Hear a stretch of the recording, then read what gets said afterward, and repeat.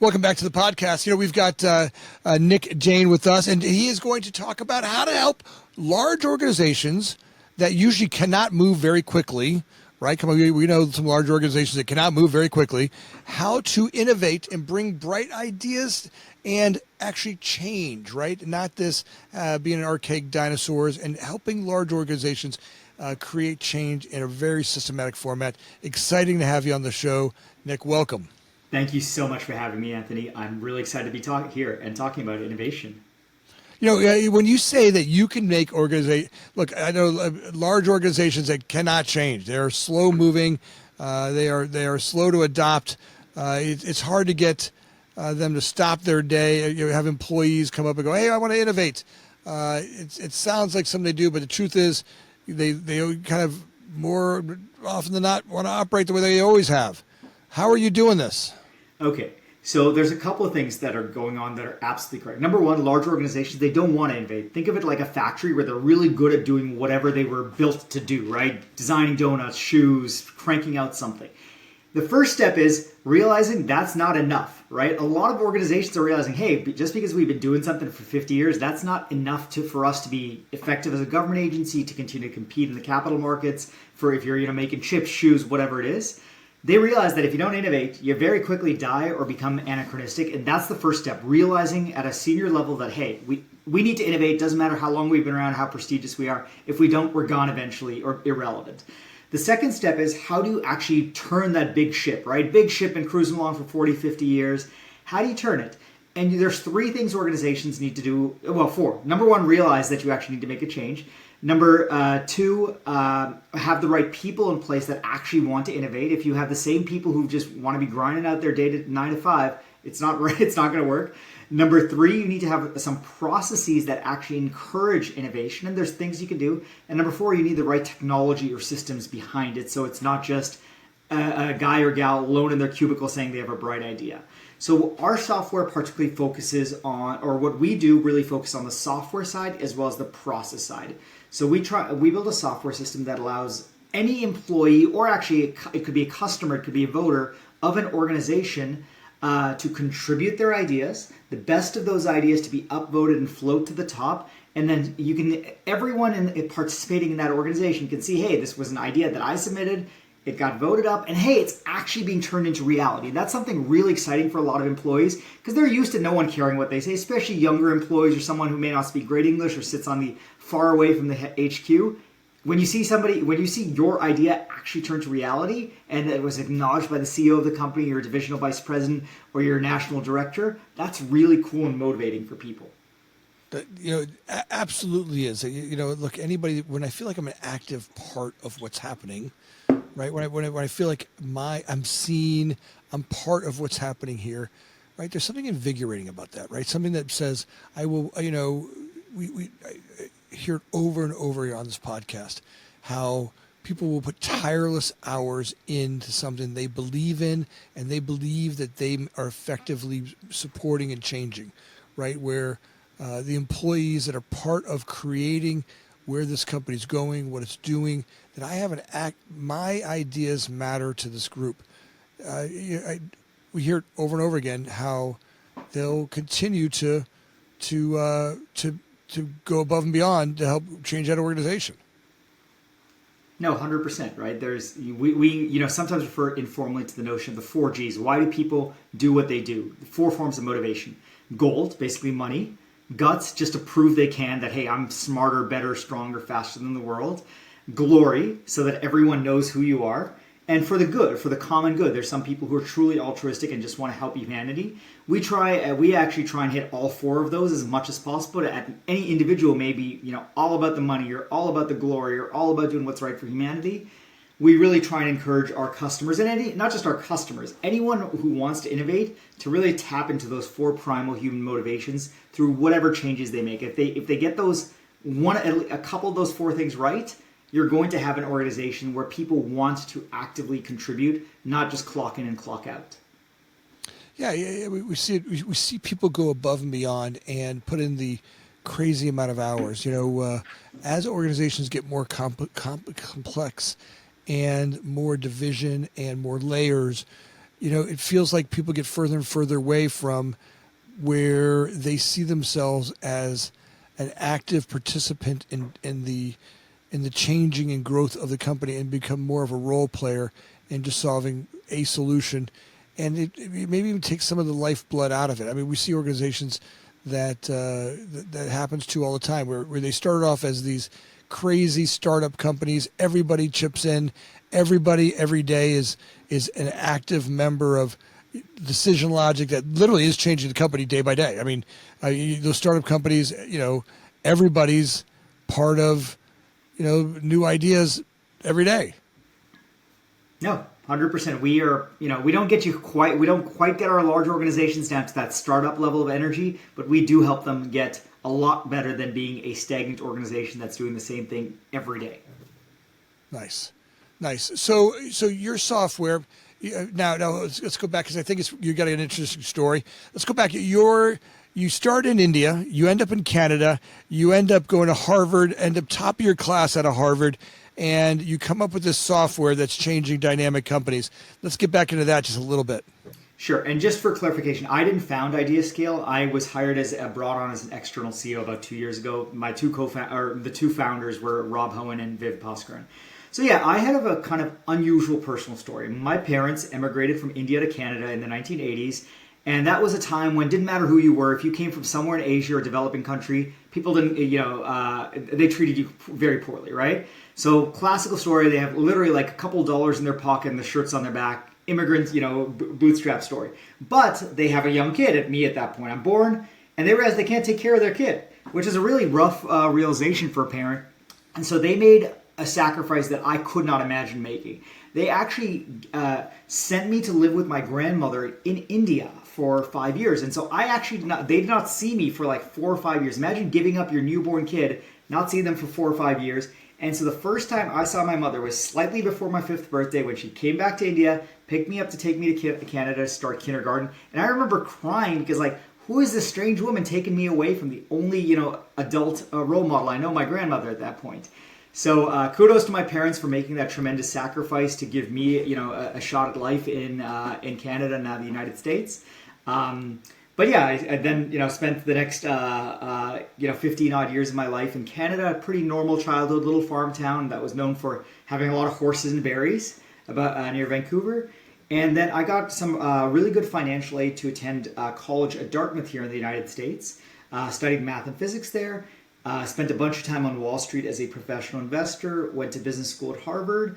And somewhere along the way, I fell in love and said, hey, I'm getting married and my wife's American, and so I should probably settle down here permanently. And bounced around the United States from San Francisco, New York, Boston, Texas, and now based in Philadelphia. Nice. So in Philadelphia, look, a lot of our country has grown. I travel the world a lot. I was in Croatia 2 months ago, and then I come back. I go to San Francisco when I get back, and then I'm off to Philadelphia. And I really start to notice that what we have done. Philadelphia is a great model of what this country is about, right? You look at places like Dubrovnik or Split in Croatia. Let's call them 1,600, 1,700 years old, and what we have done in the last 250 years, maybe call Philadelphia, call it 300 years old. What we've done in the last 300 years, starting from separation and tax issues and Martha, creating the flag and Betsy Ross and all the stuff that we've gone through in the last 300 years of development. It's amazing, right? And now that development is happening so much faster, right? You've got new technologies that are hitting the marketplace with bright guys like yourself and your partners that are now coming up with softwares that are taking what was an amazing amount of growth in 250 years. I mean, think about that. I mean, in 250 years, we have outshined the entire world, right? The United States and what it's developed and what we're doing. And no wonder why we're all a little bit nuts, by the way. We've done a lot in 250. Now you guys come along and you're growing even faster. You got even smarter ideas. Yeah. So one of the cool things about that, about America specifically, is right, or one of the things that America has done really well as a country is encourage or unleash people's talents. Right, there's been in industry, in government, in the notion of a truly constitutional government, in industry, building all these cool technologies from oil wells to big banks to pharmaceutical innovation. Like America's this growth that you've highlighted is really because people for the last 300 years have been hustling, right? Coming up with their ideas, and their ideas have found support within the diverse tapestry that is America, right? Even if I thought your idea was crazy, somebody else in America thought, we're going to take a shot at Anthony. And that's why that's one of the unique things about America. But remember, there's other people out there there's other countries out there that are trying to do that. So as much as we hear about the cool inventions of America, remember, we can't rest on our laurels for 300 years because someone out there is always trying to eat our lunch. And so we have to keep moving forward every day whether as a private sector organization or as a government organization or as a country. I think that's right on. I mean, in fact, there's where we continue to have the, innovate, right? And when you start to tell me that, all right, now I've got a software. Let's talk a little bit about the software company and how you guys how do you start to notice there's a market issue that, companies don't, we need the software. Who comes up with that idea? Sure. So the idea was come up by a gentleman named Rob Hohn, who was my predecessor. He founded the company and led it for 13 years. And Rob came about it coincidentally through President Obama. So when President Obama was in office, one of his big initiatives was, hey, the government is not super innovative. We're kind of boring. So President Obama started a big initiative to make government more innovative. Rob at that time said, hey, if the government has realized that we need to structurally innovate, and that's, God knows, a $3-4 trillion organization, there's probably something there. So Rob and Viv founded this company, who's the other founder, founded this company in, I think, 2009 now. And with initially really focusing on government, but then realizing this was just a standard problem that any large organization, whether you're a nonprofit, whether you're government, whether you're Chinese, whether you are American banks, like everyone struggles to innovate once you reach a certain size, complexity, or have too much baggage. And since we hit the races 15 years ago and have never looked back. Well, so how does it understand to solve the problem? How does it begin to solve the problem? Let's talk a little bit about the software and how does it come into play, and what does it do for an organization that helps? One, how do you innovate, right? What does that mean to innovate? How do we do it? Okay, so I'll give a theoretical answer and then I'll give a practical answer. Actually, let me start with the practical answer. The practical answer is I run a large company and I want to solve a problem. Let's say, what's my next drug, right? I'm a pharmaceutical company. What's my next drug or biologic what disease do I want to cure? I've got my 100 research scientists that are working on it day and night, but that's a tiny portion of the people that sit in a large organization like Pfizer, and it's a tiny portion of the global scientist base that could theoretically contribute ideas. It doesn't have to be scientists, by the way. It could be some random engineer who just has an insight of how a disease mechanism works. So how do you tap into that enormous untapped human talent and brain power that you have within your organization or outside your organization? What our software does is say, if you are somebody at Pfizer or a large pharmaceutical company, or could be a big bank, whatever, government, you say, okay, I'm going to open my doors. Here's a problem that I want to solve. Share your ideas, and then we'll all collectively decide which of these ideas are good and not. It's the notion of prediction markets, if you've ever heard of those, applying the power of the crowd's collective intelligence to move ideas up and down based on how good they are in a way that no matter how smart you are, no one human being is going to be able to compete against the combined intelligence of 1,000 people, 1,000,000 people. So that's what our software does really effectively.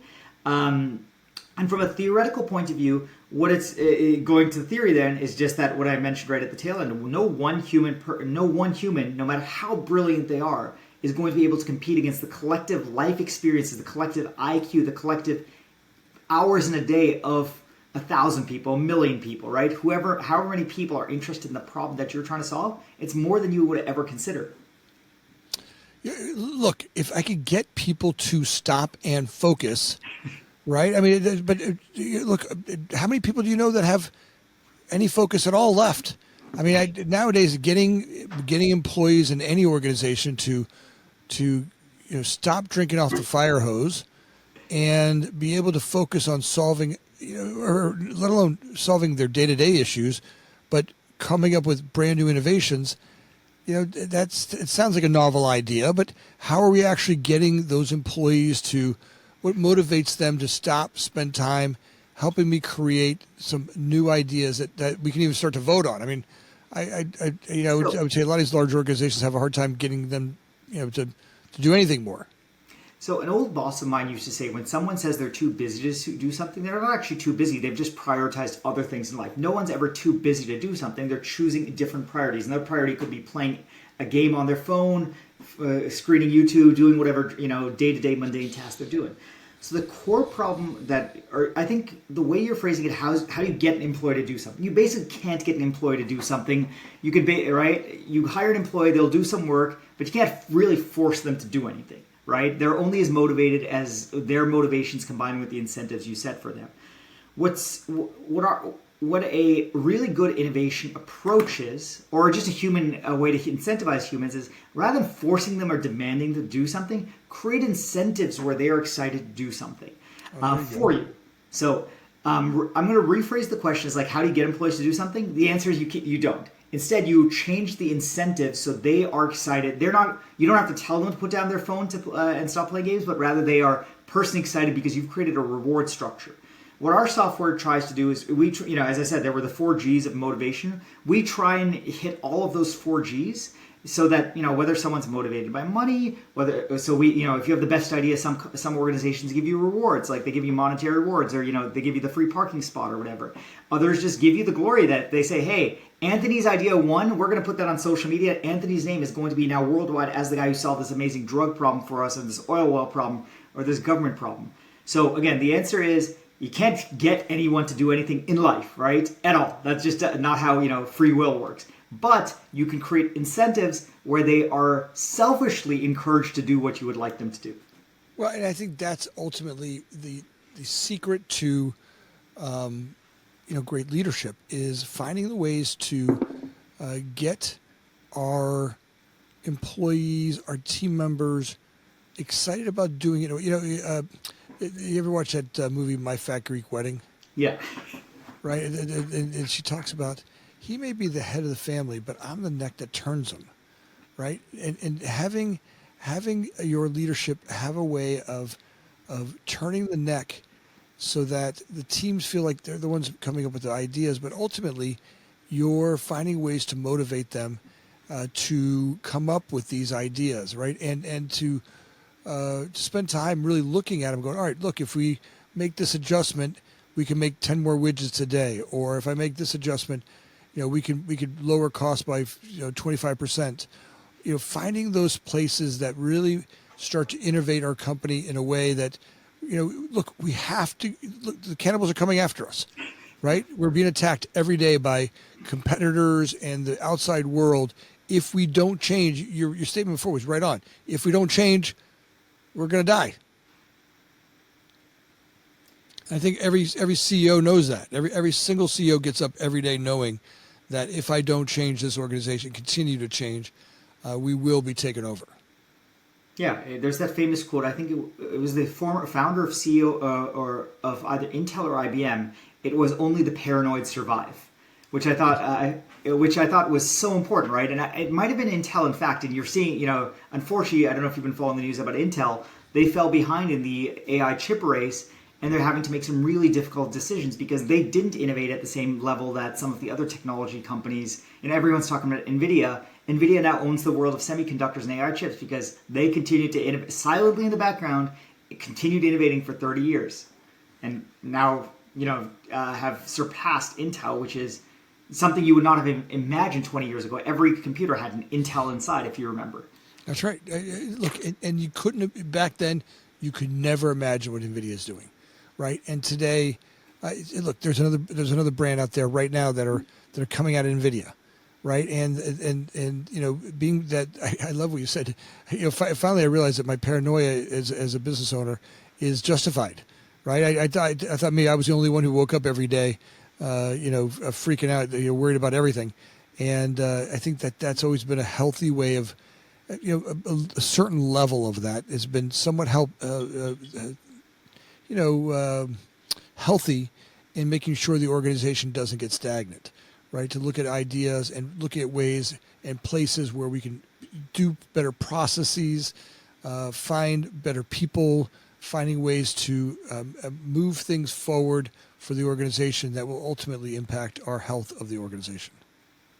No, 100%. I definitely, have a healthy dose of paranoia, worrying about, hey, what am I not doing today? That even though I'm doing well, my competitors will get ahead of me tomorrow. And so, I'm sure I annoy some of my colleagues and employees about, hey, why is Nick always asking for us to do something cool and new? It's because if we're not, we'll last a little bit, but come next year, come 5 years from now, we're gone, right? And that's at the end of the day. Like as a leader, I'm sure you're aware. You have as a private sector leader, you have three major constituents, right? You have your employees, you have your customers, and you have your shareholders. And if the organization doesn't continue to strive, everyone suffers, right? Employees lose their jobs or don't get those raises. Customers don't get that high quality product they're expecting. Shareholders don't get the returns.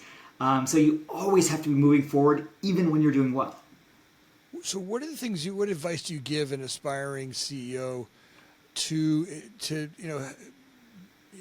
help create a culture of innovation, right? Okay, I would give 3 or 4 pieces of advice. Number 1 is embrace that you're not the smartest person in the room on every topic. I think too many people get to that C-suite or that senior title and realize, hey, I'm smart. I went to fancy schools. I have the CEO title. I'm smarter than some 22-year-old in my marketing department or my department.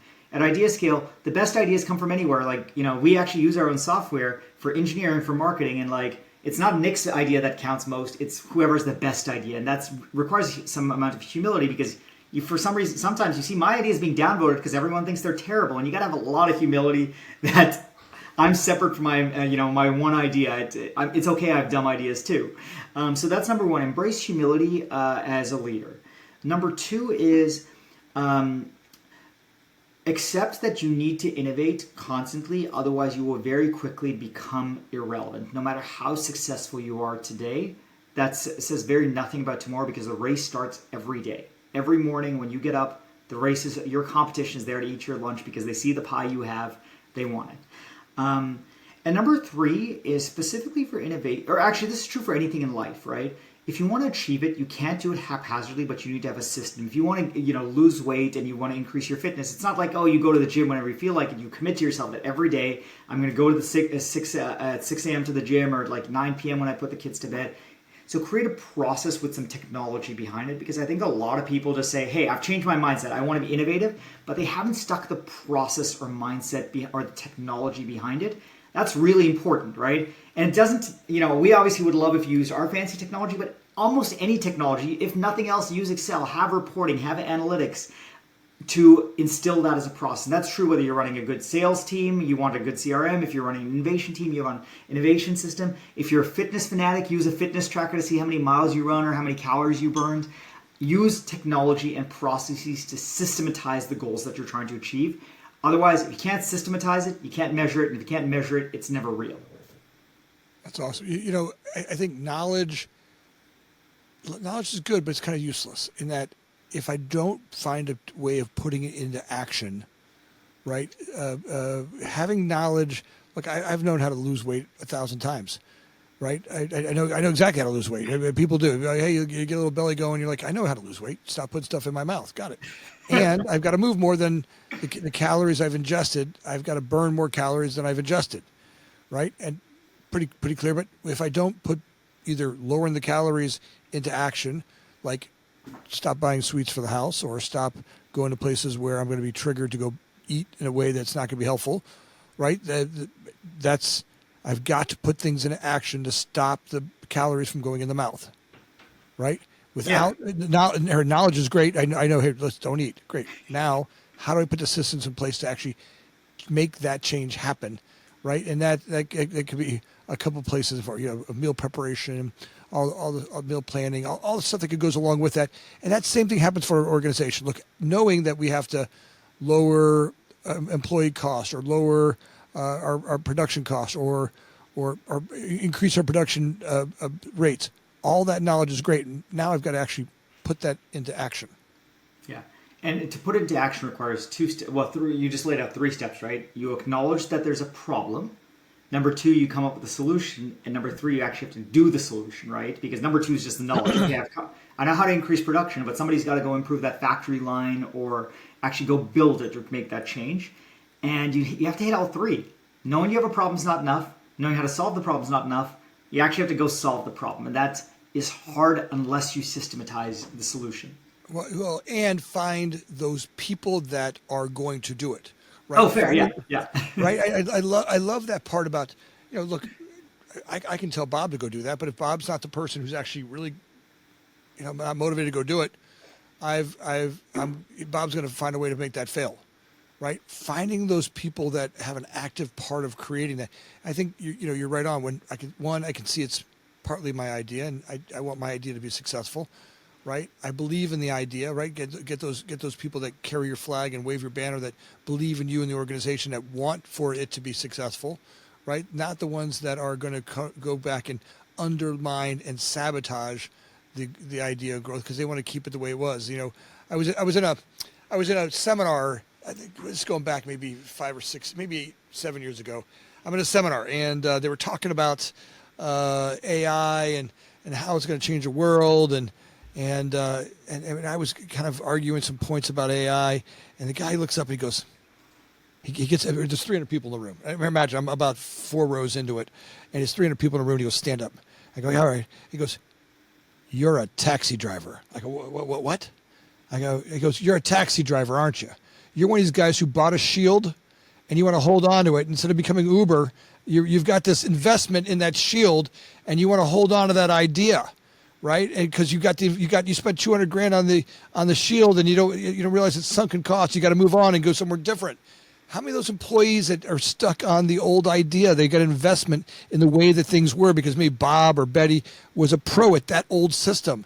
Now you're saying, hey, I got to go innovate and do something different. I got to let go of my old way of being. I got to let go of my shield, and I got to go jump over to becoming an Uber driver.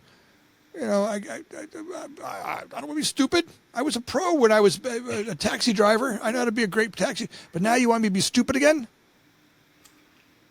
It's so tough. Like, you're absolutely, using continue with your driving example. That's a really good example where you have a sunken cost and emotional investment and expertise. The really difficult part of the real world is the world doesn't care, right?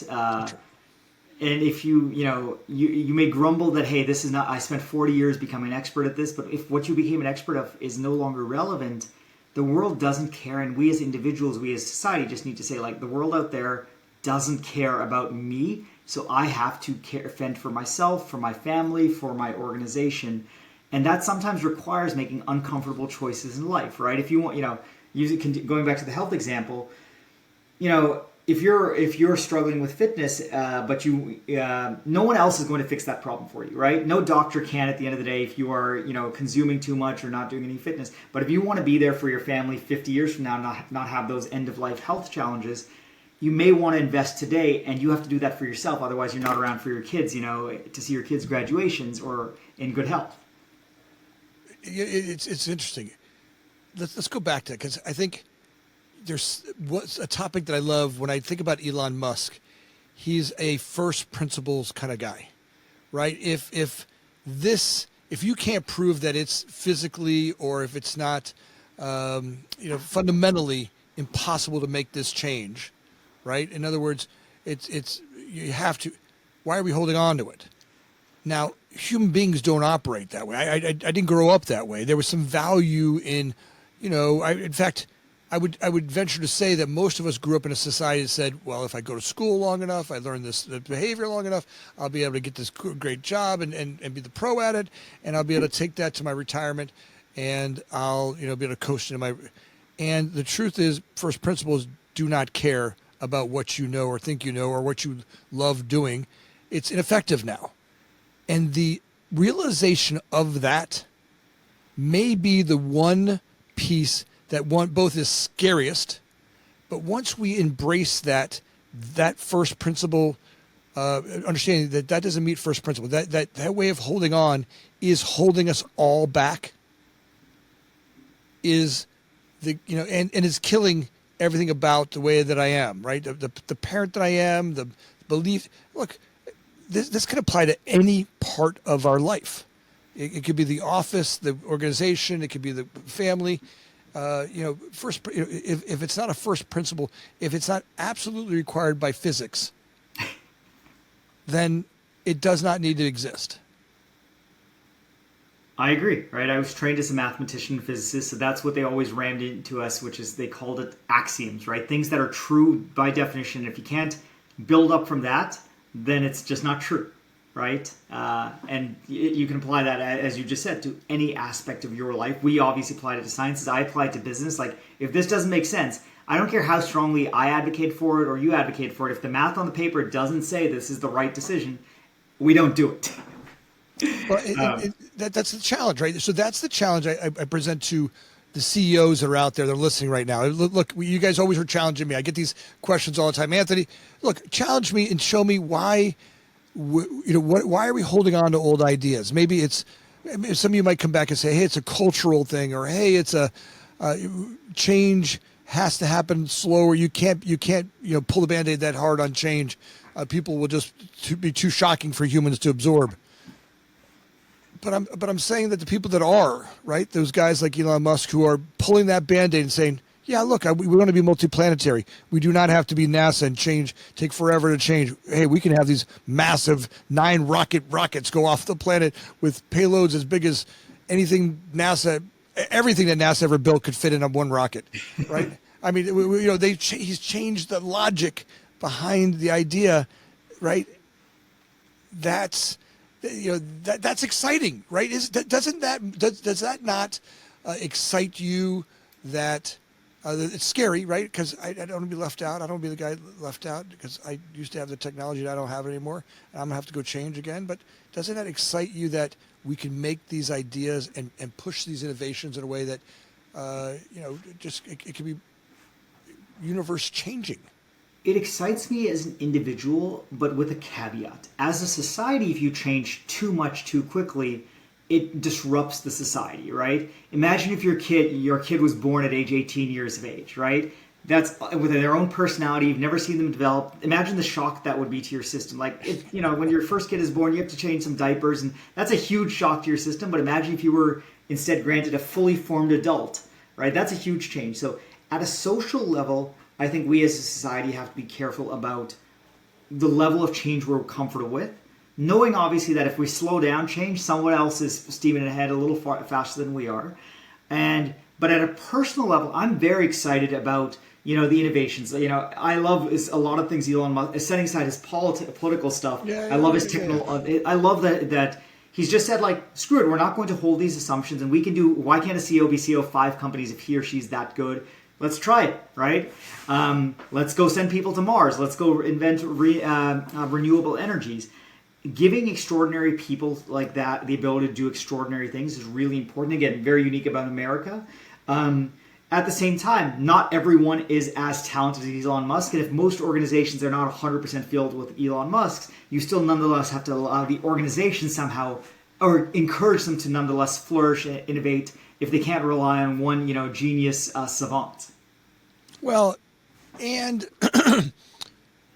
the training of changing faster needs to take place, right? Where we're going as a society is going to require, the going to school for 12 years or 18 years or 6, or whatever the amount of schooling you go to, and then go enter into the career world and expect that that's going to take you to retirement. That's not happening anymore. I venture to say that all of us will have a continuous life of ever evolving learning that will be part of where we're going. That the learn and then use this to retirement game is gone. I mean, can we see that? Yeah, so I'll give a really personal example of that, right? So I went to Harvard. You would normally assume that gives you a golden ticket in life. Yeah. But, right? And for maybe the last 100 years it did. Today it doesn't. When I'm hiring somebody, I don't care whether they went to Harvard or they dropped out of high school. I test for skills, right? As an employer, your number of degrees, your number of fancy schools you went to, what your last name is, none of that matters. None of that's a golden ticket towards life. It's what are the skills. And I'm acutely aware of this myself. So even though I'm one of those people who's followed the path, I did my high school, then I did my college, and then I went to business school and I have all these fancy degrees. I realized that's not enough for me to tomorrow. I actually spend something like 10 or 15 hours a week doing continuing education, right? I go take, in my industry, I'm actually taking some multiple courses on computer science, on AI technologies. No one's forcing me to do that, but I know if I don't, it might not be tomorrow, but definitely 5 years from now, I'm useless, and no one cares that I have an MBA. They care about what the skills I have are that are relevant to the then job market. And that is frightening at one level because you don't have the golden ticket that you used to, post-Vietnam, if you had a college degree, you were golden.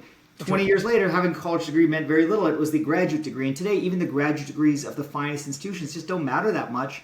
It's what skills do you have, because you're competing against 7 billion other people. And really, you care about how bright they are, not about where they went to school or how many years of school.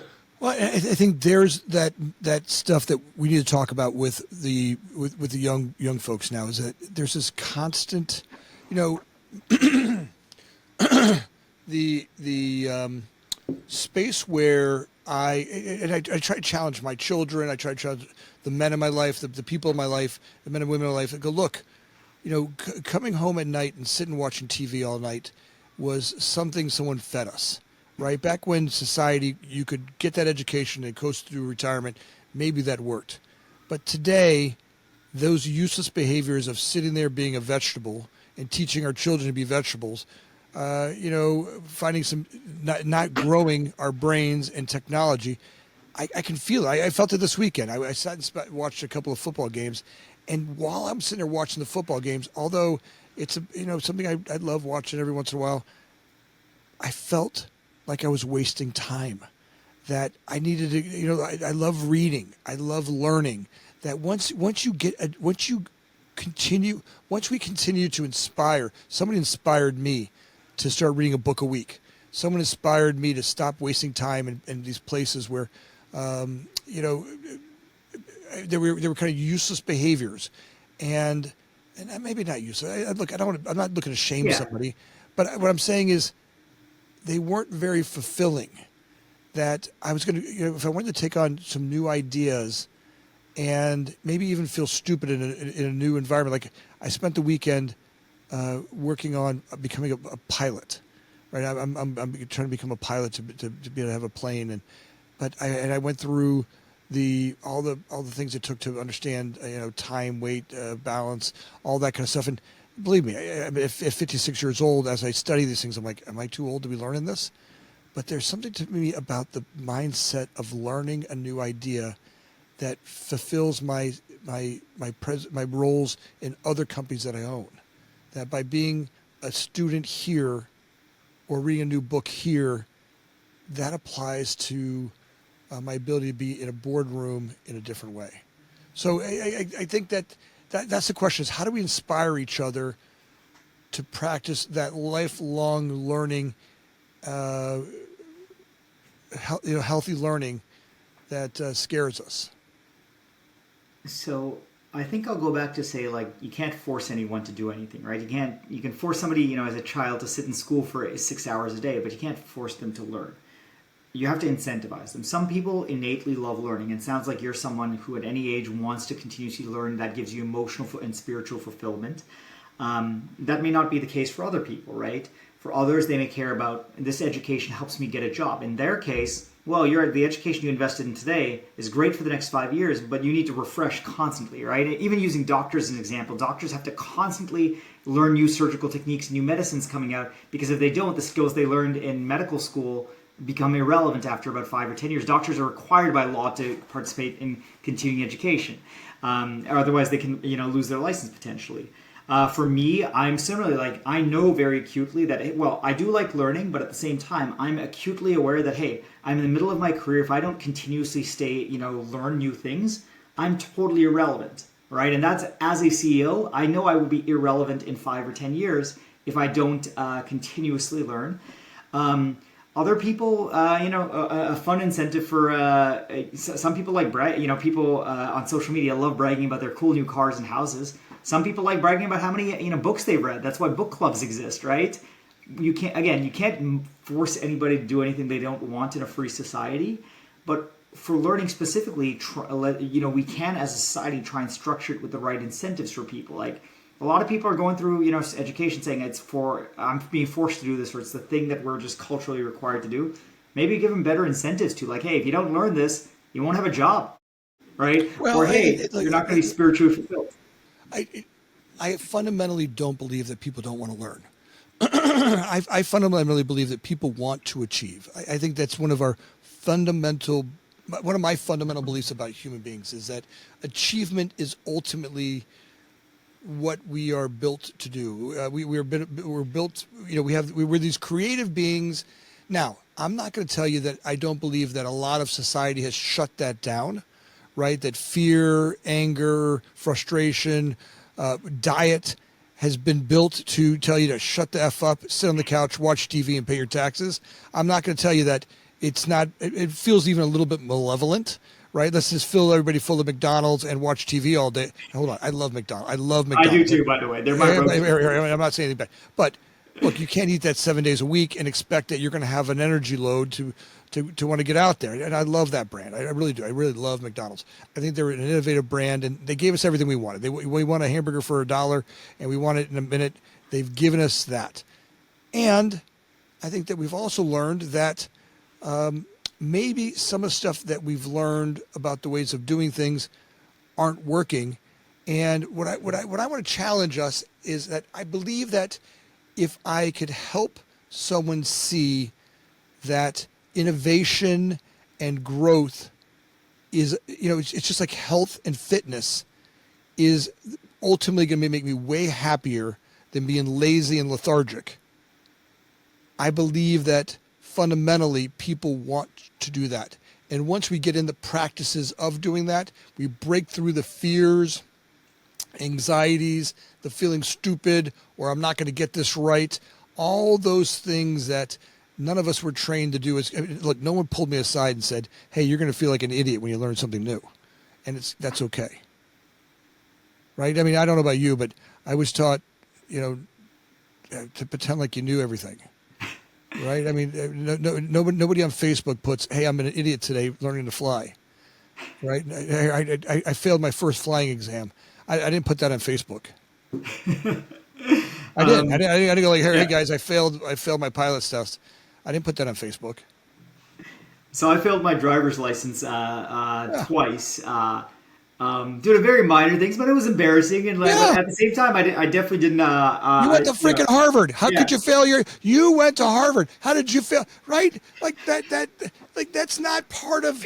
But hey, look, as an adult, my motivation, or this was when I was 16, obviously. Yeah. It's like I knew ultimately if I wanted to be an adult, I needed a car, right? Or needed to be able to drive a car at the very least if I didn't have a car. And so the motivation was, look, doesn't matter how many times I fail it and I'm stupid. I really need to do this just to be a functional human being in society. My motivation there was not quote unquote to learn, but rather because I'm not going to be able to be a member of society if you can't drive, right? Like it's really hard unless you live in maybe New York City and like 4 or 5 other cities. If you can't drive, you can't really do much in America. Well, you're feeling stupid in that moment. There's nobody like I want us to like create this like way of being that says, yay, he failed. Look, I love it. Nick failed. Great job, Nick. You failed, and that's freaking awesome. It's awesome. You know why?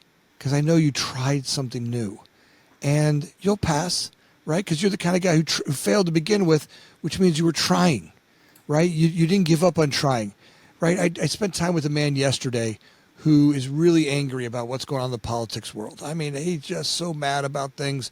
And he's so angry, he can't see that it's like a drug to him, right? That his anger, you might as well be doing heroin, right? Or might as well be getting drunk all day. His anger is as much a drug as heroin or dope is, right? He's just walk around, I'm like, look, yeah.